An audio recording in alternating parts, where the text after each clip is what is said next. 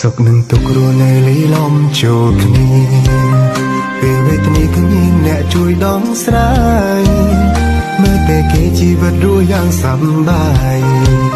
ខ្ញុំខ្វល់ខ្វាយស្អិតទ្រង់ជាងគេធ្វើនេះកុំធ្វើនោះក៏បង្រាជ័យតែមានអ្វីត្រូវគេបង្ដែរទេខ្ញុំចង់ល្អខ្ញុំចង់ជោគជ័យដូចគេ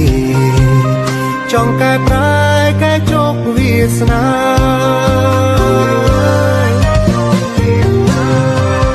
ជុំវិញខ្លួនខ្ញុំគេជោគជ័យអស់ហើយចំណុចឡែកខ្ញុំនៅវងវែងដល់ណាអាយុច្រើនមិនតន់មានអ្វីផ្លែផ្កាដូចគេទេចង់បានអ្វីក៏មិនបានដូចបំណង